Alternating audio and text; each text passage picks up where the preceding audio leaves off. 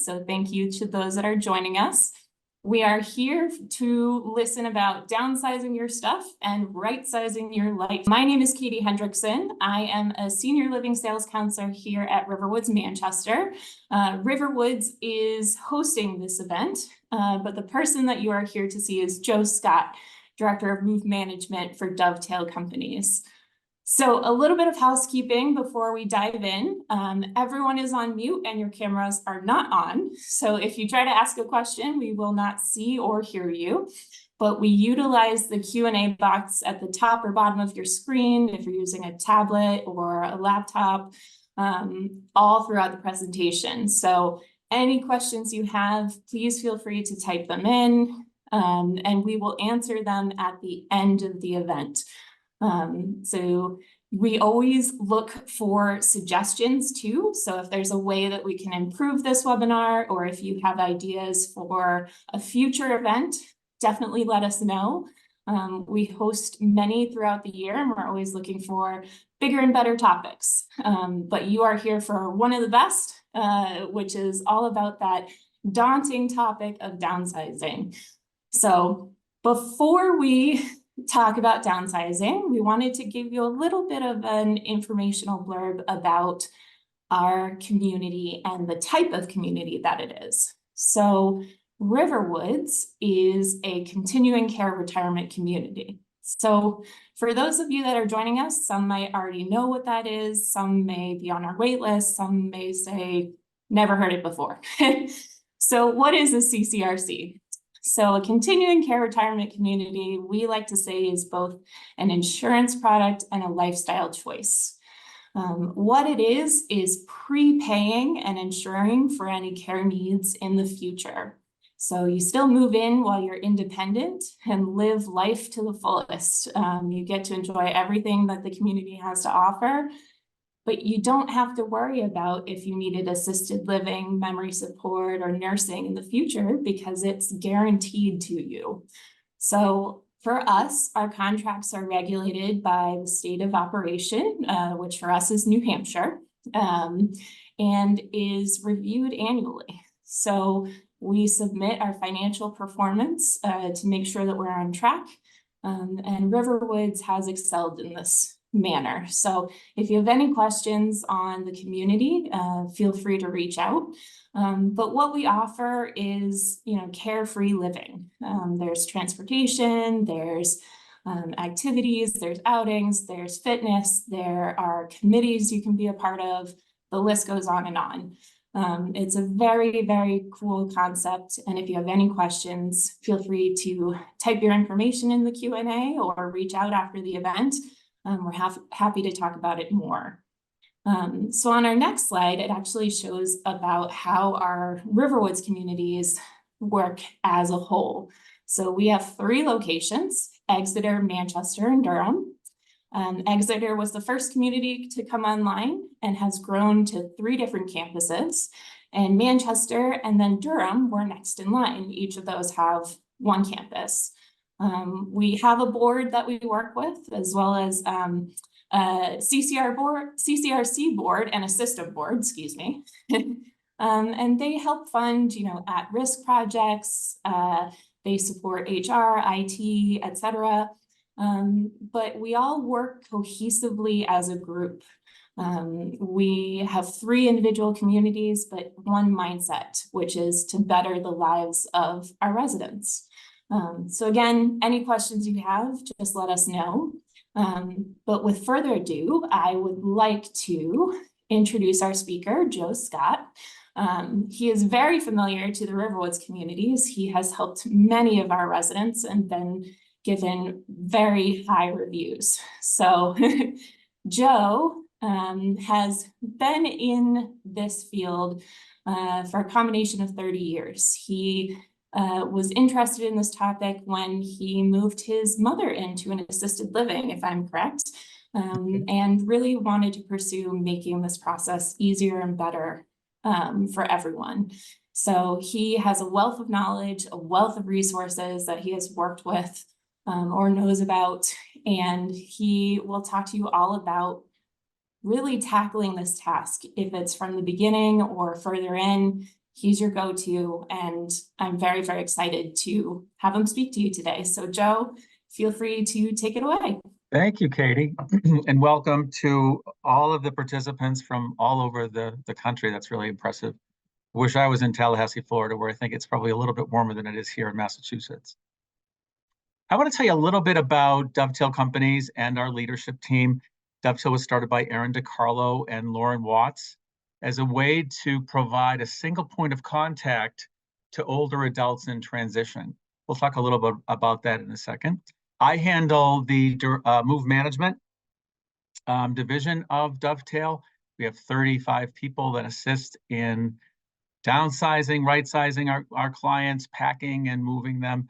And then Julie Ford is our director of home sales. We really think of what we provide as the best of three worlds. And it's the planning that goes into deciding, where do I want to go? Is it time for me to go? Do I stay home? Do I age in place? And that's one thing that we work with our clients in helping them make that decision. We then work for those clients who decide to move. We work with right-sizing and eventually moving them. And then finally, we are a seniors real estate specialist. We are all realtors. Aaron, Lauren, Julie, and myself are realtors, licensed in Massachusetts and New Hampshire, and are part of the Compass, team. And Compass is the largest national realtor in the country.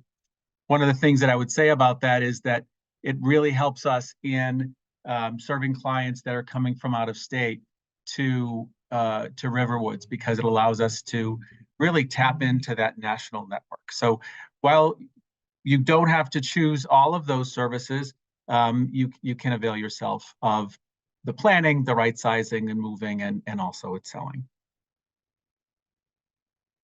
We like to call downsizing right sizing because the process is really very different for every person.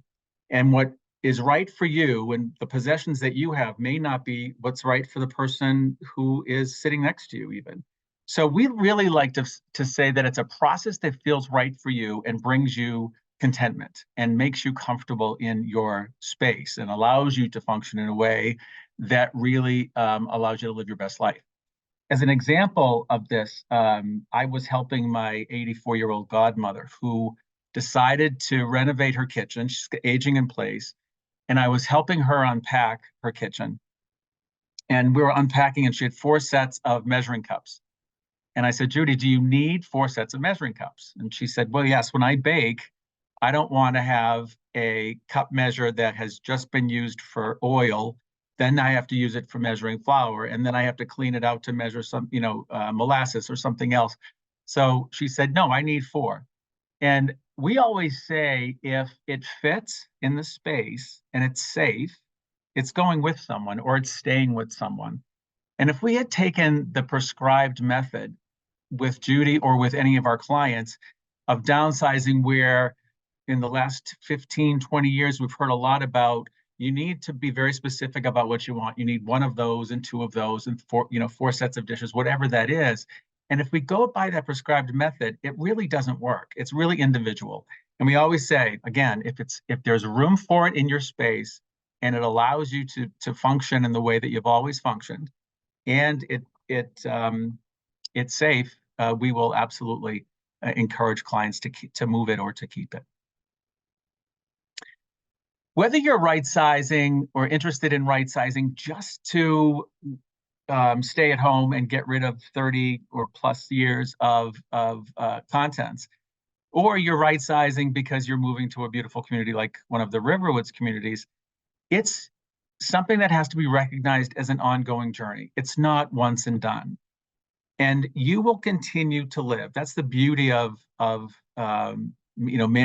recognizing it as a journey, is that just because you right size at that point in time, it doesn't mean that you're not going to continue to collect things. We're going to talk about, where did it come from, right? And it's going to still come because you're still living. We'll talk about, why is it still in the house?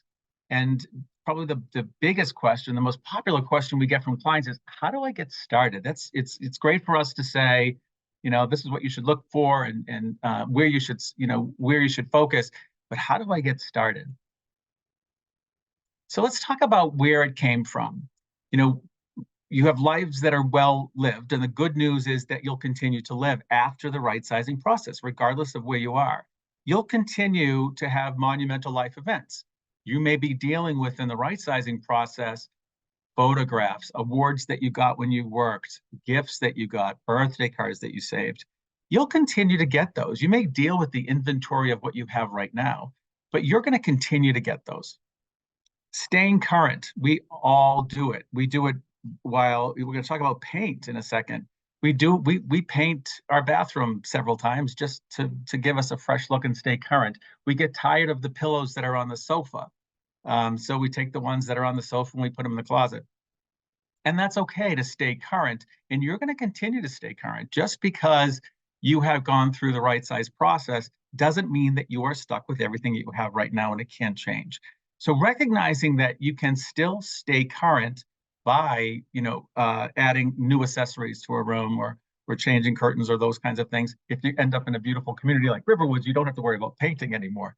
But you can really certainly stay current. And we'll talk about how do you deal with the item once you've decided that it's no longer serving you. Things have come from our hobbies. We have taken, classes on painting, wood carving, fishing, stained glass making, all of these things.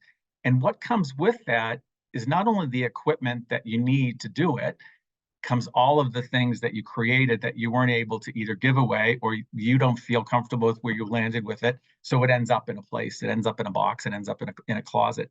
The beauty of moving to a CCRC is that you can try so many different hobbies and you don't have to own all of the materials, right? As part of the activity programs, they're there for you. But you can continue to pick those up. You can pick up a new hobby. You can learn how to, if you've never knit, or you can learn how to do something that you've not done that you may be doing in your home, your apartment. You can pick that up. It doesn't mean that you stop living. So you just have to know, what do I do with what I have created? And when I get sick and tired of this new hobby, what do I do with all the stuff that I purchased to dive into it? It comes from the store. We all have done it. We've all walked down an aisle and seen something that we want. I did it just recently, and it was a perfect example of not being thoughtful with replacing it. I had a can opener, and we have a dog, and I use the can opener to open the dog's dog food can. It was an old, rickety, all metal can opener, and it was very painful to use. So I was walking down the aisle in the supermarket and I saw an OXO Good Grip, very comfortable can opener. I brought that home and I put it in the drawer. And then probably a few days later, I was like, why do I still have two can openers? Right? I didn't deal with the one that I replaced. So it's okay to do that as long as you're thoughtful about, do I need it?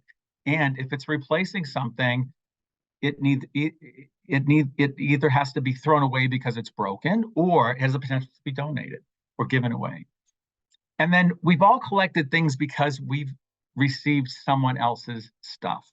Someone else has the result of someone else's right sizing, right? I'm a candidate. I received my Aunt Helen's Governor Winthrop desk. I had no desire for that desk, but I ended up getting it. I moved out of a house about a year and a half ago that I had been in for 22 years.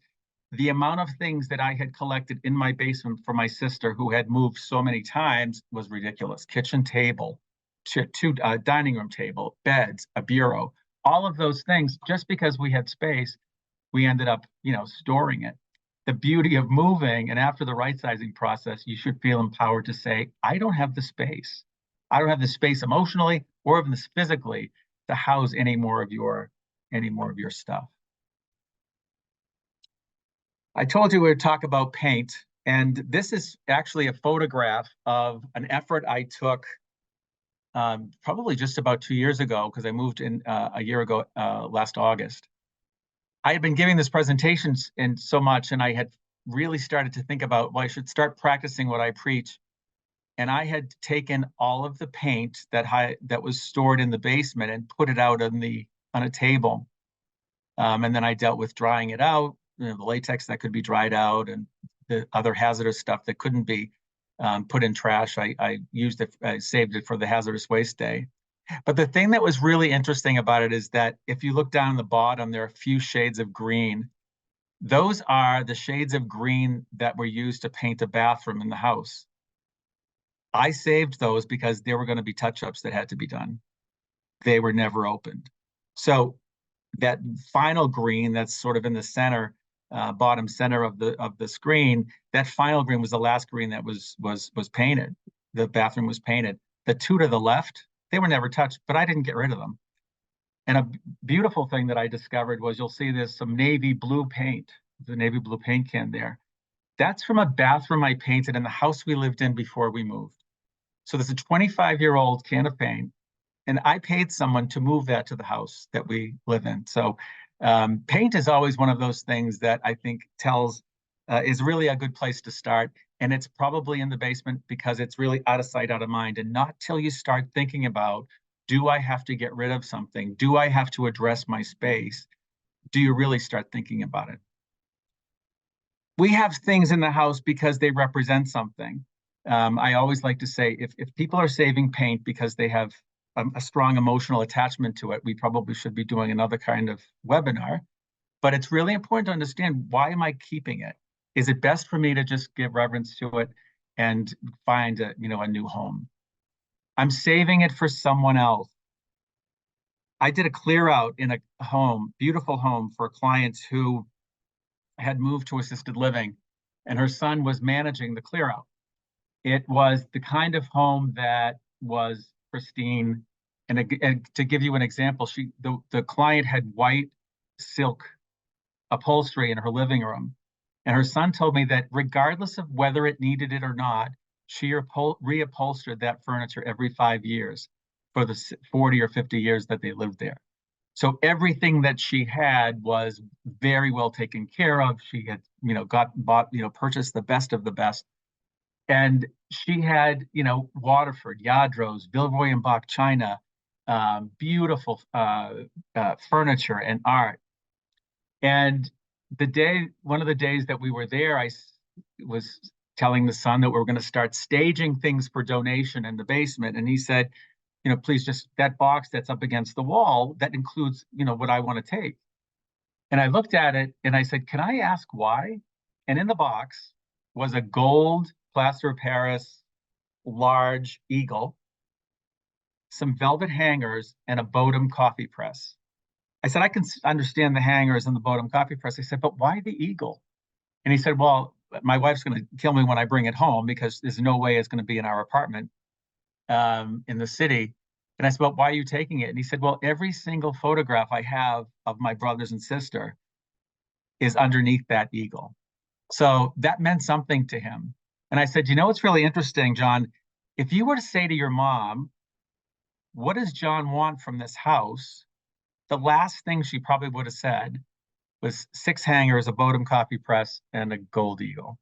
So we don't want to save it for someone. We want to make sure that we are designating items that people actually want. And we'll talk about that in a minute. And then finally, it's in the house because we just don't have any idea. We have no idea why something is where it is. I always challenge clients in these sessions, once you're done, go to the kitchen and stand in front of your kitchen sink, and to the right or left of the kitchen sink are cabinets. And if you go to the top shelf of either of those cabinets, you're going to pick up something that you have no idea that you have it.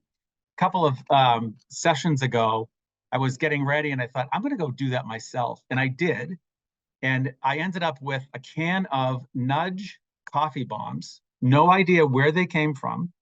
And the thing that's interesting is the only things that we store in that top right shelf next to the sink are all of our dog's medications and ointments and all that stuff. So it was really interesting that ended up there. So I had no idea. So I didn't donate it. I keep it now as a prop. But it's really common to have things that we have no idea why we have them.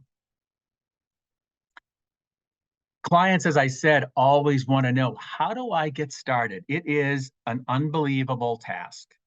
I say, do not attempt to boil the ocean, meaning that if you tried to boil the ocean, it's never going to happen.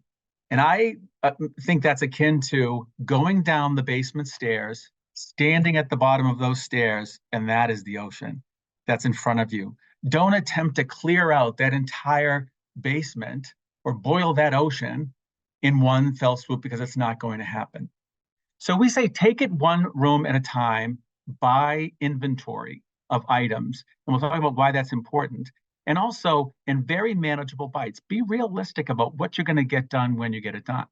Because not only is it going to be physically exhausting to sort through items, it is going to be emotional. Even if you think that you have no emotion attached to anything, as soon as you pick up something that represents something to you, you will have emotion about it and you will question, can I get rid of it, right? So we say start with things that have low sentimental value, things that have where you have no emotional attachment. Paint is a perfect example of that. You may be right sizing to move in a year, 2 years, 3 months, 6 months, whatever it is. So when you're going through that right sizing process, you want to think about, how am I going to continue to live? What does my life plan look like in terms of my housing? So you want to take a look at, what do I need now to keep living the lifestyle that I really enjoy living?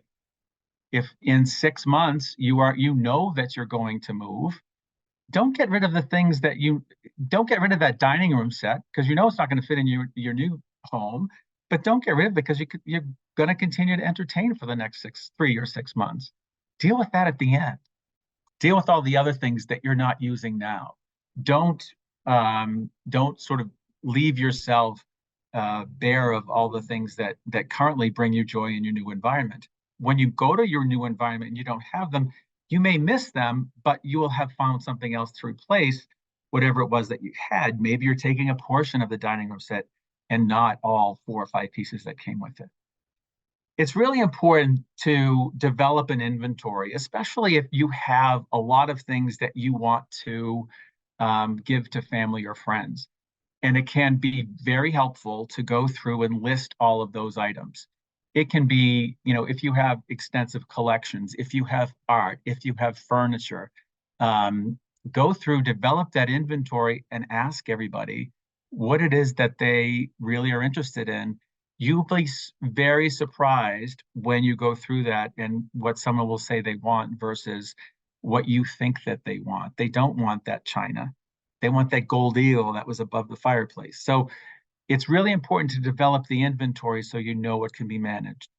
And a really important thing about having that inventory and asking someone if they want it. And I thank a attendee at one of these presentations a year or so ago, and she said, once I found out that my children didn't want it, even if I was emotionally attached to it, once I found out that they didn't want it, I lost all emotional attachment to it. So she felt that by asking and knowing that they didn't want it, she said, I lost all guilt about throwing it away and felt totally comfortable, donating it or whatever. So really important to develop an inventory and have a list of those things. You don't have to do it for every item in your home, but for those things that you think people may be potentially interested in. And then finally, ask for help. It is, as I said, a physical and emotional task, and it can be exhausting. And it's really easy to go through it when you have someone else helping you. I say to spouses all the time, to couples, it's really tough to go through the process with your spouse. You have very different approaches to how you want to do it. You have very different emotions about some specific things. You question why, Bill questions why Mary loves that. Mary questions why does Ruth love that? It really depends on it's very individual. So it depends on that feeling that folks have as to what their approach will be. So sometimes asking for help, asking for a neighbor to help, or your niece, nephew, child, whatever, it really is helpful to have that third party provide some guidance and assistance. When we'll send out to you our right sizing guide, and our right sizing guide gives you some detail that I've talked about in the presentation, but it also includes a worksheet for you to begin making the plan. And we call this the emotional and functional scale. So starting with things that have very low emotional value. So I always use paint as that example, and it's a great place to start. You can free up some shelves in your basement or wherever you have been storing it. It's a great place to start, and making a small change like freeing yourself of paint, you'll be surprised with how it fuels you to move forward.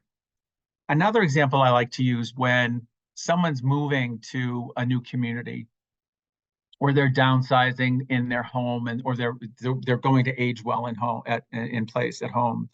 You may be losing a bedroom. So a good place to start is the bed linens that you're not going to need and you haven't used. I always say, you go into your linen closet, is always the towels and the sheets that are on the top are always the ones that we've taken.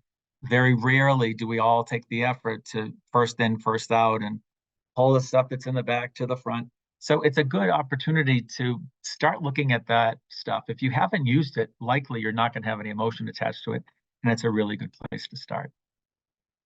I think once you build some momentum and you're fueled to move forward, you can go ahead and start working on the things that may have some emotion attached to them. And this varies by person. Emotion may be, an end table in the living room. To someone else, it may be, a collection of Hummels. Whatever that is, start thinking about how do I deal with that, that inventory of items or that specific item. And then thinking about, we'll talk about how do you pick how much or how many of something do you need? Maybe it's beginning to start to take a look at that collection and say, either I want to get rid of the whole thing. I know that nobody wants it. I'm going to donate it all.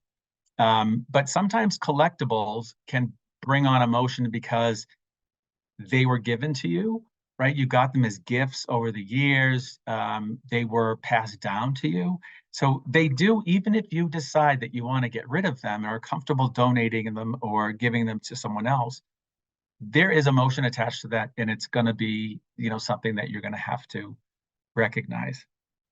I often say the guest room is a place that has emotion. And why that's true is that you wouldn't believe the number of client homes that we go into, people that have been in their homes for 50 years or more, and their guest room where their kids, was originally their kids' rooms, some of them still have all their kids' things in it. They sort of left it as it was. And that's a very emotional space to deal with because the kid has already come home and you've said, go through and take whatever you want out of your room, and they took nothing. So then they're left with dealing with that. And that's very emotional when you sort of take that apart, right? I've had other situations where couples have had, one of their aging parents, stay in that guest room. So that guest room has a very emotional feel because that's where mom or dad, spent the last days of their life, right? So it's really difficult to sometimes walk into that room. But I will say, regardless of what's in the room, the closet is always used, right? There's always the overflow of sweaters, there's the luggage, there's those pillows that we thought, we would just replace because the other ones were old. There's still something in that closet that you need to, probably deal with. So deal with what's the inventory that's in that closet. And then finally, those things that have high emotion. I say photos and memorabilia, but if someone is into books and you are either into books or not, right? There's there are those folks that are in the middle that are occasional readers, but if you're into books and you have a really large collection of books and they're important to you, books is a tough thing. And I always say to folks, take books in 1.0 and 2.0. Take books in the sort of some emotion. Just get rid of reference guides that are outdated. Get rid of duplicates. Because what happens with books, especially if you're a collector of fiction, is you sit down, you find that book, you take it out, and you go, oh, I remember this book, and you sit down and you read it, and that you're not making any more progress, and then you think, I can never do this. So with books, it's one of those things where I always say 1.0, start getting rid of all the books that have really no you have no use for, encyclopedias and atlases and travel books that really, quickly become outdated. But photos are one of those things that also brings a lot of emotion. We often come across a photo album that's, 3 inches thick, and it has every single picture that was developed out of a roll of film.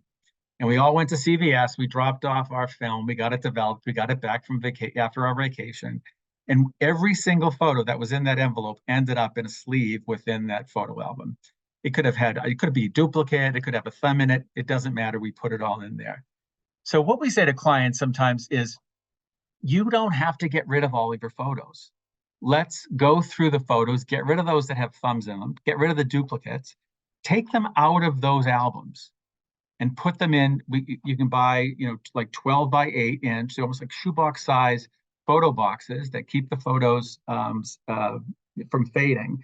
And you can keep those photos. You can have them in, put them in order, put a rubber band around those for a specific period of time. And then you can always have them. You don't have to get rid of them.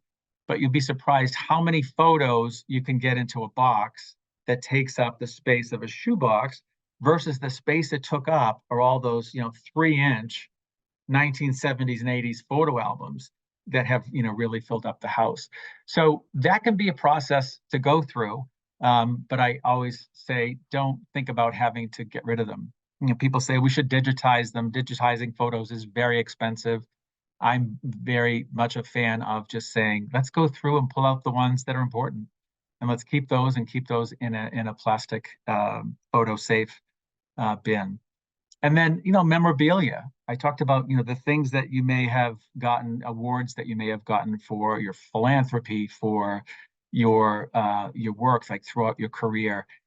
Those can be a real walk down memory lane, and it's a realization that part of your life is over. So you need to pay reverence to what those items are and recognize that it will bring a lot of emotion to you. So you can imagine, if you started with those things, you would very quickly lose any ability to move forward, because you'd feel like everything you touch is going to have the same reaction as the memorabilia did. Functional timeline, or the functional scale, against the manageable by timeline. What do you need to maintain your lifestyle? Don't give up all of those things that you need to live your life as you live it now. You're deciding in 2 years you're going to move. There's a lot of things in your house that you can get rid of that you're not going to need from now until 2 years. I use dining room set as an example because, we all bought those dining room sets that could last through the apocalypse, and they probably still look great. An earthquake, they're not going to be destructible because you spent $2,000 on that from Ethan Allen, and it's beautiful. No one wants that entire set, but you use that set in entertaining, and you're going to be entertaining from now until the time that you end up moving. So don't get rid of that. And I always say to clients, let's think about how else you can use that in a new space. Maybe use the table with no leaves and just 4 chairs. Use the bottom of the china cabinet as an entertainment center underneath a wall-mounted television. We do that a lot because it does provide a lot of great storage, but it's also great to bring a really beautiful piece of furniture that you've had for such a long time to a new space to give it familiarity. And then, linens is another example of that. You have 2 extra bedrooms. On the next 2 years, you know that you're going to entertain over the holidays. You have your brother or sister coming over the summer. So whatever that is, you're going to need all those extra sheets that you have for your guest room. So don't get rid of the extra sheets. Get rid of all those sheets when you need to get rid of them. I think people take it sometimes too far, get rid of too many things too soon. Yes, you can get rid of what you absolutely know you don't use, the linens that are in the back of the closet, but don't get rid of the ones that you're going to need. Clients then say, well, how many do I need, right? And we say, apply the 80-20 rule. And the 80-20 rule suggests that 80% of the time, we use 20% of what we own. And so we'll take that approach when we work with a client. So I have Mary's sweater example, which is a hypothetical one. Bob's golf shirts is a real one. We'll talk about that. But when we say to a client and they have to start going through their clothes, we don't say, let's go to the primary bedroom closet and, let's take all those things out and clear it out and we'll then fix all that. That's a mini ocean in there, right? We say, let's take all of your sweaters. And probably Mary has sweaters in a plastic bin under her bed. She probably has them in every guest room closet. She probably has them in some dresser drawers. So take the entire inventory of sweaters. Don't just deal with the sweaters or all the contents that are in the closet. Once you've dealt with sweaters, deal with slacks. A good example of this is when I told you that I had moved, and I'm a cook and I love pots and pans and all those gadgets that you need. And I was deciding on what I needed for pots and pans. And I had pots and pans that were stored in the basement, in the kitchen, and in the mudroom closet. I got all of those pots and pans together in the kitchen and decided on what ones we were going to take, and then donated all the rest. In the process of doing that, I made some small progress in the basement, in the kitchen, and in the mudroom. So the same is true with Mary's sweaters, right? Mary deals with her sweaters and she makes small progress in the guest room closet, in her dresser drawers, in her primary bedroom closet. So we say to clients, let's take all of your sweaters. We're going to count them and we're going to say, what's 20% of that? And we're also very aware of where did the sweaters come from. So the ones that are sort of right in the middle of the closet, or the ones that are easily accessible, are the ones generally that the client is going to choose. So we'll say take 20% and we'll say, all right, if 20% is 20 sweaters, and we've had higher than that, believe it or not. If 20% is 20 sweaters, pull out 20 sweaters. The client inevitably is going to pick out the ones that we pulled out first. And then they're going to go through and get, 15 more. And they're 20. And I said, okay, then let's take a look at what else do you have? But what other ones do you need? You're going to have space in your closet for them. So let's take a look. What else? Oh, I don't know. So then we take all the black sweaters. We put all the black sweaters together. We take all the blue sweaters, the white sweaters, and then say, let's deal with the inventory within the inventory, right? So you need all of these black sweaters. Yes, they may be different in style, but do you really need them? And when was the last time you wore them? And when a third party asks someone, when was the last time you used it, wore it, whatever, get a very different response than someone that the person's close to, right? So what if your spouse said, well, when was the last time you used that? What's your reaction going to be to your spouse versus me saying, when really was the last time you used that? Probably going to be very different. So sometimes it's easier to get someone else to ask you that question. And then you'll end up with, you may not end up with 20% of what you had, right? The entire inventory, but I guarantee that you will end up with less than what you started with. If you take a look at the entire inventory of things at once. Do it with slacks, blouses, scarves, hats, shoes, all of those inventories, and take them in manageable by inventory. Bob's golf shirts. This is a real example. I worked with a client who had a closet. His side of the closet was full of golf shirts, and you can imagine that he had some pressure to get rid of them. And I did the same thing. Take the golf shirts out that you wear, pretty frequently. And he took out maybe 5. It was a very small amount. And then I looked at those and I saw the size was extra large. And I said, so is extra large the size you're comfortable with? And he said, yes. I said, well, can we sort through? Do you have any larges or, anything smaller in there? And he said, yeah. I said, you comfortable getting rid of all of the larges? So we immediately got rid of all those because we knew he was not going to use them. We came across this very faded, you could tell that it had been hanging on a hanger for a long time. It was a very faded knit golf shirt. And I said, what about this one? And he said, no. That's the shirt. That's when I got my very first hole-in-one. I was wearing that shirt and he kept that shirt. He then said, all right, it's fine. That can go too. And I think that it was easy for him to let it go because had he told his spouse, this is the shirt that I got my first hole-in-one, the spouse doesn't want to hear that again. right? He was able to pay reverence to it for someone to react positively to that, right? And then he was comfortable to let it go. I let him keep it. He had plenty of room because he had gotten rid of so many golf shirts. I then had a client who had false craft china. And on the bottom right of the slide, you'll see a photo of that. I always, every time I go to a thrift store or Salvation Army store, I always look for a piece of that to have as a prop. But the thing is, they sell the entire set when they sell them. So I never end up with a piece. So I'm sure you're all familiar with that that pattern.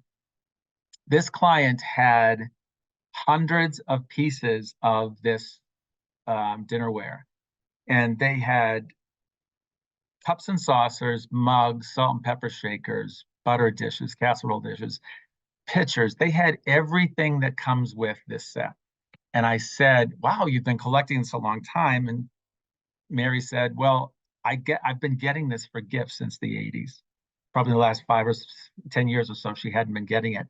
But she had gotten that for every single Christmas, anniversary, birthday, Mother's Day. She got a piece of false craft china. It was stock full of china, cabinets full." And I said, "Well, how much of this do you use?" "Well, just really the plates and the bowls, cereal bowls." So I said, "Well, let's just take 6. There had to have been 16 to 20 plates." And I went to the back and started at the bottom of the pile, and it looked like those plates had never been used because it was constantly just using the same back and forth from the dishwasher, right? Just putting them on top, never rotating. And we ended up with 6 plates. And then we took the cereal bowls and we took um, the dessert plates. And then when it came to like the butter dish, salt, pepper shakers, all those things, I knew because they were in the cabinet, they weren't using them. And they were comfortable to free themselves of all of it. And we ended up donating it all. When we came to the mug, so this set of dinnerware has a very strange looking cup and saucer. The cup is really wide and shallow as opposed to, tall and thin. And so the cup and saucer, and then they had a footed, like a mug that was sort of on a pedestal. And I said, "Well, how many mugs? We just need, do you use the cups and saucers and the mugs?" And they said, "No, we don't use those. We have a mug collection." So the next cabinet over, it was a double cabinet, was full of mugs. And I said, "Well, let's go through the mugs." And the mugs were important to them because they told a story. They had mugs that they had purchased, like stoneware mugs, hand thrown mugs. They had mugs from Disneyland, World's Greatest Grandma, all of that. We put all of those mugs aside. I always say to clients, we don't want anything that has a chip in it because if you throw that in the microwave, it's going to be like molten lava when you try to touch that handle. So you don't want a chip or crack in anything. So we get rid of those. And then there were so many of the, from the local bank, from insurance company, just random mugs that had been collected. I asked if they used those, and he said no. So we got rid of those mugs. They ended up with still like a pretty considerable collection. And the thing that I liked about that, the collection of mugs, is when you move to a new community, especially, you're going to meet a lot of new people. And it's so important. It's difficult sometimes. I'm kind of an introvert, so it's difficult sometimes to sort of, how do you get conversation going? And I think having a photograph there or having something that you can tell a story about is great. Have someone over and give them a cup of coffee in one of your mugs that has a story. It is a great way to sort of start a conversation. So I shared that with them, and they were really thrilled. But that each one of those, the sweaters, the shirts, and the dishware, each one of those events ended up in several boxes of items for donation. And I'll say that what I did is I tried to take items as we packaged them up for donation, because you've made the tough decision. And when you go through and do it yourself, and you've already made that decision to not take it, put that box in the car and drop it off at Salvation Army. Get it out of sight, and recognize that it was great progress that you made. This is the worksheet that's in our right sizing guide. Super helpful to begin listing out those things starting on the left that have no emotion. right? And what is the right timeline? What's the manageable bite? Is it, for the next, from now until the end of April, I'm going to do this. For the month of April, I'm going to, month of May, I'm going to focus on this, et cetera. And then list those items. And then it's really good to do this because it at least has a plan. It doesn't mean that it's set in stone, but at least gets you thinking about what are those things that I can start really focusing on. And then once you focus on them, this is an example of some of those things that I think are sort of on the left-hand side, right? The very low emotion. And I may not have reduced that, population down, but I'm certainly going to have reduced a lot of what's there. Paint cans, paint thinner, those things. The junk drawer. How many menus do we have? And we have duplicates of menus and we don't even know which one is well, I guess we know which one is the most current because the price is the highest, right? But junk drawers is a great place. The pantry is a great place to start where there's no emotion. How many times have we thought, oh, I need curry powder for that recipe? And you come home and you already have 3 curry powders in the kitchen. Like, go through your spices, get rid of immediately those things that are not expired. And if they're not open and not expired and you're not going to use them, donate them to a food pantry. Plasticware, the amount of black plastic containers with the clear lids that we all collected during the pandemic when we did takeout, the amount of those that all of us still have, me included, is staggering. It's really great to deal with those and give those away, especially to like senior centers or places that produce Meals on Wheels. They really like to have those containers. Pots and pans, as I said, is a really great place to start. Getting rid of duplicate tools. You probably have a screwdriver in a small toolbox that's in the laundry room, probably have a screwdriver that's in the junk drawer. You have screwdrivers that are downstairs in the basement. How many Phillips head screwdrivers do you need that are of the same size? Clothing is really a great place to start, especially as the season's ending, right? As winter's winding down, thank goodness. What did I wear this winter? Did I wear those 2 LL Bean jackets? Did I wear all of those sweaters, all those flannel shirts? And why didn't I wear them? They're too big, they're too small, they're too faded, they're too whatever. It's a good time to say, what did I wear? What have I worn in December, January, February? Seasonal decor, it's always great. If whatever, holiday decor, seasonal decor that you have, did you put it out this past season? And did you put it out in any of the past several seasons, right? It's it's an opportunity for you to, take a look at that and get that donated. And companies like Savers or Salvation Army, you can donate it now if say it's Christmas, or you're going out to put out spring decor and you're not going to use that forsythia wreath or whatever. Put it all out, donate it all. If they have storage space and they will save it all, if it's Christmas, for example, they save all the Christmas stuff and then put the Christmas stuff out starting in October. So you can donate it now and they will likely take it. There are realities in this process. And I think the one that is the most sobering and most disappointing for our clients is that family or friends may not want any of your items. And I say all the time, you will make this effort to go through and reduce what you have with keeping something or saving something because you're saving it for your nephew, your son, your brother. And they come by and say, I don't want that. How deflating after going through that entire process to then be faced with, a disappointment of, oh, I could have gotten rid of that, or disappointed with that he didn't take it. It's really, how do you, go through the house with your inventory and say, what is it that you want? That's far more, you feel far more energized by that than you do by someone rejecting what it is you may have saved for them. There isn't a market for all items. Clients always think that, well, I can sell it, it's worth something. That beautiful dining room set that doesn't have a scratch on it is built better than anything that is out in the market now. Very, very rarely do we find a resale value for it, unless it's mid-century modern furniture. There is a market for that.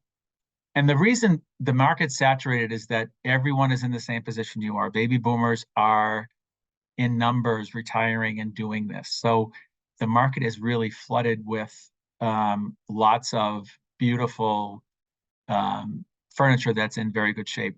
People are setting up homes now and not paying attention to the quality as we used to, right? So they will go to, Crate and Barrel or Pottery Barn. They're fine paying $1,100 for that dining room set, right? Because they know that in, 5 years when it changes, they can go buy another one. People don't buy or set up homes the same way we had set up homes. You don't buy something that is going to be my bedroom set, or that is going to be my dining room set. And if there is a market for items, sales price on those items really fall short of expectation. It's always that you're always going to get far less than you think something is worth.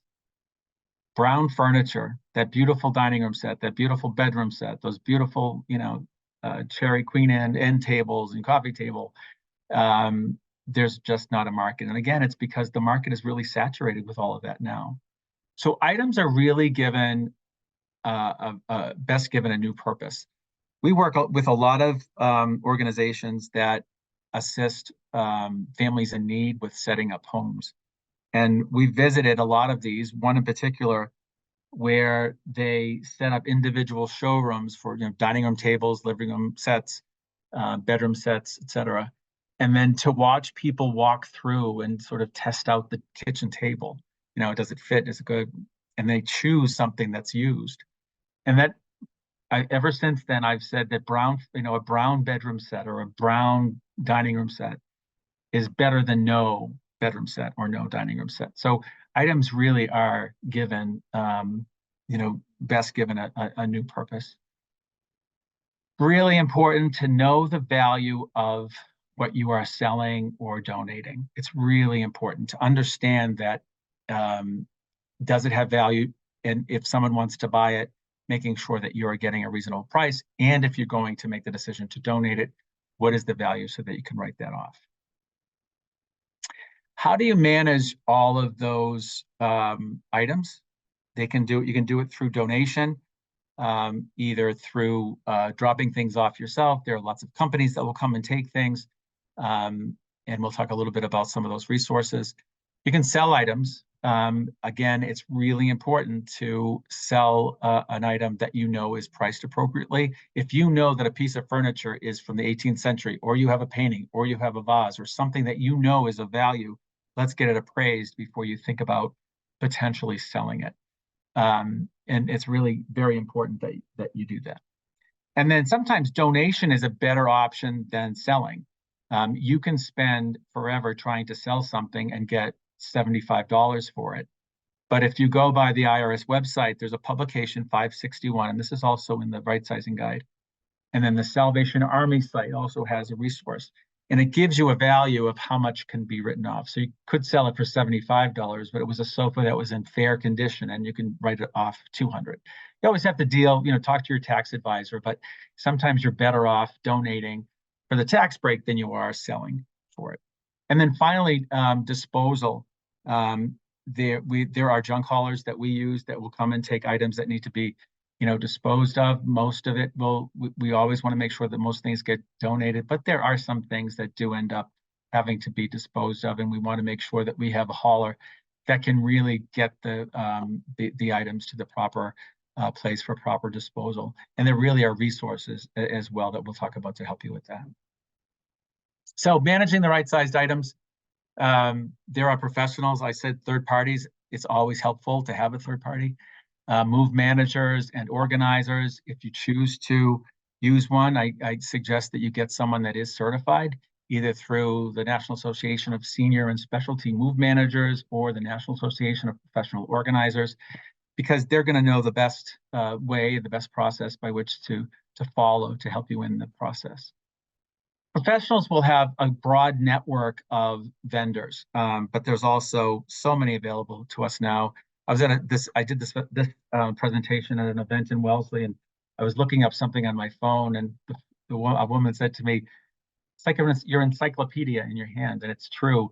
And the internet is our best friend when it comes to trying to find the right resources. So there are appraisers, auctioneers, estate sellers, and their consignment stores. We don't see as many estate sales as we used to since the pandemic, especially. But we do see auctioneers still. The important thing that we always tell clients, if you're considering having stuff go to an auction, know the value of it beforehand, because an auctioneer is going to come in and buy a lot of items that they want to eventually auction off. They want to make a profit. So you may not get as much as you would have you had presented it to someone who was a specialty buyer. So it's really important to, again, know the value of what it is before you give it away. And then there are consignment stores. There are a few here and there. We don't see as many of those as we used to because of what has happened online. There are a lot of consignment resources online. Anything from the Real, which is very high end, designer label things, to Poshmark, to others. That there are lots of consignment stores online where you put it online, and you send it into them. They put it online, they market it, and then it's available online. Online auctions are very popular. Max Sold is a national organization that does organize individual auctions. I find them to be a little bit more expensive than Auction Ninja, which is an option. And Auction Ninja is really an engine or a product that individuals can use. So we use a company called Bird's Nest Auctions out of Londonderry, New Hampshire, and she does an amazing job, but she's an Auction Ninja auctioneer. So what happens in those auctions is they come in and catalog everything, take photographs of everything, put it online. Everything starts at $1, but you'll be surprised as to what items bring far more. And I'm always aware of, before we do these auctions, pulling out the items that I think have some value, because inevitably you'll see them in the auction and they're getting bids and bids and bids and bids in action. So you're thinking, am I really getting the right deal? So it's really helpful to work with a really great online auctioneer. And what they do is they coordinate the pickup of that. They don't let the people know, the buyers know what they've purchased. The location that needs to be picked up until the day of. So let's say or day before, you have to be there tomorrow at 10 o'clock to pick up that table. So they do all that coordination. Donation centers, there are savers. I think savers is really a great option because it is the best place to get rid of stuff, right? I always say that today I want you to go get a box and I want you to start collecting those things that you don't need. As soon as that box is full, bring it to savers. And the first thing that should go in that box is what you take out of the top shelf of that cabinet near the sink. There are nonprofits, Goodwill, Salvation Army, Habitat for Humanity. And a really terrific resource is donationtown.org. And what they do is you put in your zip code and it will tell you who's available, what organization will pick things up in your area. Big Brother, Big Sister, the Epilepsy Foundation, American Veterans and Vietnam Veterans are really good. So what they do is you can set up a time to pick things up, for them to pick things up on your porch, so they don't have to come into your house. And then you set up that time. If it's Tuesday at 9 o'clock, it gives you a goal. Tuesday at 9 o'clock, I have to get that out. So Monday, over the weekend, we're going to deal with all of the clothes that we want to donate. Online resources, I say beware, because there are so many scams. Buy Nothing. There's an actual organization called Buy Nothing where you can post something and someone will take it for nothing. There are a lot of community pages within Facebook, Buy Nothing Portsmouth, Buy Nothing Exeter, whatever, where you can post something and you could leave it out in your step and someone will pick it up. Facebook, community pages and marketplace. I say be careful because we had a client that was scammed for $3,000, and he was embarrassed that it happened to him. But these scammers are brilliant in terms of getting people to do that. And then finally, I don't want people in your house, right? So If you are going to do that, you can do a meetup. You can say, let's meet in the police station parking lot. You could have someone there, and it could be, certainly there for you, on the front stoop. And then disposal companies, municipalities. I know we're coming up on the end of the hour. Municipalities are a really forgotten and very valuable resource. What does your city or town provide you? What are the reuse and recycle programs for hazardous waste, textiles and paper and electronics? And also with some, you can coordinate the pickup of items. You can either purchase a sticker, or at certain times you can put items out on the curb. Maintaining this lifestyle after you've gone through it, get on a 6-month cycle. If you're a collector of sweaters, you still like to buy sweaters, you still like to buy blouses, you still like to buy vases, whatever it is that you like to buy, get on a 6-month cycle and address those things. Thoughtful shop, and don't limit the bulk buying. You'll be surprised at the amount of space that you'll free up by not having so much in bulk. One thing in, one thing out. Stay current. Replace those pillows on the sofa. Don't put them in a closet, right? Put them in that box and get them donated. And then finally, touch it once. If you touch it and you say, why do I have it? It's a perfect time for you to begin the box for donation. We will send out to you our right sizing guide. It includes all this information and some additional items. And again, recognize it's a journey. It's not one and done. Ask for help and take it in manageable bites, and don't dare try to boil the ocean. Thank you so much, Joe. This You're welcome. is also one of my favorite webinars because it's useful to everybody. It doesn't matter sort of what your plan is. You can take a lot from this. Joe, if it's okay with you, we have a handful of questions. Sure. Are you willing to stay a couple Absolutely, minutes extra? yes. Yeah. Okay.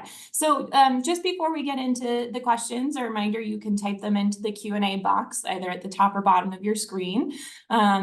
Before we kind of get into the first question, we do want to let you know of 2 of our next events. So on the next slide, we have a very, very exciting topic, which is Train Like Justice, Ruth Bader Ginsburg.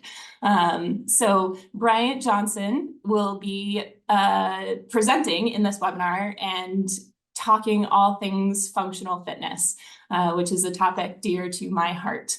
So this is March 6th at 1. There's a QR code on your screen. You can either use your phone camera to get to the registration link, or just go to our Riverwoods website to sign up. It'll be just the same format as today's webinar. We will be giving out a prize of 10 of his books. So if you attend the event, put your name into the chat and you will be entered to win one of his books. And then after that, we have our spring season of a New Hampshire real estate guide. So tips and tricks if you're planning on selling your home, or maybe just getting it ready in the springtime. Again, you can use the QR code on your screen to register, but also a very popular event. So please join us, and there will be many, many more topics after this as well. So without further ado, let's dive into some of the questions. This first question was written at the start of the webinar, but maybe I can elaborate on it to just say starting points. So this person says, if I plan on moving in 5 to 7 years, how do I downsize my house now so that when the time comes to put it on the market, I am ready? What would be your recommendation, 5 to 7 years out? That's, having a long runway is beautiful and your best position to be in when you don't have to move in 6 months. If you're moving in 5 to 7 years, you can go through your house right now and get rid of the things that you absolutely know that you haven't used and you won't use from now until move day in 5 years. So it's a really good place to start. If you have emotional things, if you have a collection of books, or you have collections of other things that you are ready to part with, you can start getting rid of those, right? Because you have the time, you can sit and go through the books. You can sit and go through the collections. And also, if there are items that you don't use that potentially you think there's a market for, whether it be silver or some specific art or whatever, and you're not using it, or it's stored away, it's a great opportunity to start getting rid of that. I still think it's important to make a list, right? When are you gonna start dealing with those things? Maybe deal with the stuff in the basement that you have the paint. Start with all those things, and start with your clothing, and just start small. But it really is great to have a long runway and not to be faced with a 6-month timeline. Thank you. I agree. I like the quote, "Don't try to boil the ocean." So giving yourself more time definitely prevents that attempt. So next question is, I am an Exeter resident. Do you recommend a local moving company to move me into Riverwoods? If so, which one? I'm on your wait list. Do you know of ones in the area? Yes, we work with we work with 3 movers. There is Gentle Giant, and they do have a New Hampshire location. Bridges Brothers, who are in Exeter, and Piece by Piece, who are also have a warehouse in New Hampshire. It's really important when you get estimates for moving that you're comparing apples to apples. And you really need to understand whether or not there's flexibility in a move date. There's inevitably things that happen, right? That may be out of your control, and you may have to, the week before a move, may have to change the date. If you have to change a date, a mover will likely charge you your half or full deposit, depending on the time. So it's really important to understand what the cancellation rules are and those policies are, because it's super important, because you can be faced with some extra costs that you weren't anticipating. So I do suggest that those are all great movers, but again, when you if you get more than one estimate, compare apples to apples and really pay attention to what their cancellation fees are. All right. Or change fees. Sorry to cut you off. So there are a couple of questions, just to reiterate, asking about getting a copy of the right sizing guide. So just to confirm, you will be getting a copy of this. If you registered for the event, you will get an email in a few days with the copy and also a recording of this webinar. So don't worry, it's coming to you. Next question is, who takes donations for things like duplicate tools? We have someone who buys tools. We always suggest to touch base with Habitat for Humanity. They may not sell it in any of their restores, but they may want to use it in some of their building projects. Trade schools are a good place to ask if you have, quite an inventory of duplicate tools. And then there are some people that, as I said, they're very specific buyers for tools. But there is definitely a market, and it varies based on what it is. But trade schools is really a great option because they don't have huge budgets and they always love the donation. We do have a couple of suggested places as well for Massachusetts natives in the chat. So if you want to take a look at those are written in. Let's see. Can the move manager at Riverwoods Exeter have knowledge about the local resources for donating and selling furniture and other items? Yes. So especially with Dovetail as an example, we sort of work together for different aspects of moving. Joe and his team has a huge wealth of knowledge. We've also witnessed things in our experience, so you can reach out to us both and we can communicate with one another and really kind of make this the best experience for you. So absolutely, and that's true for all 3 of our communities. One clarifying question, how does someone get scammed on a community giveaway site? It seems illogical since you're just giving stuff away. It's not so much the community giveaway site. It was really targeted more towards Facebook. So in this situation, the client received an offer to purchase something, say it was $300, and they said, "Oh, I just sent you a PayPal for $3,000. Can you send me back the $2,700?" And this client ended up sending him back the $2,700.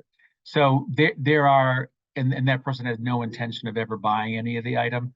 So they're very clever in, especially if you've agreed to sell something, they're very clever with, oh, I'll prepay. Always be aware of someone who is very anxious to pay because they just want to be able to say that they made a mistake and that you have to refund them. So Facebook Marketplace is really, and Craigslist again, any of those online places, I just ask that you show a little caution.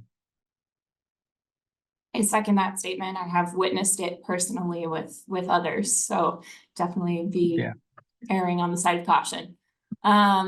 Let's see. I have a filled storage area. How can I find someone to look things over to buy or sell? Is that something your company does? Do you have resources? Yeah, absolutely. Yeah, and we have resources that do it. We always want to make sure that we're, it's cost effective for the client. Sometimes if it's a storage area, we have vendors who will come and go through and make suggestions about buying or selling, or they'll can take items for donation. It doesn't make sense for us to interject ourselves as and bill for project management time when that clearly could be done by another vendor. So we partner with vendors, and if you have specific questions, you can certainly reach out when you get the guide. It will have contact information on it.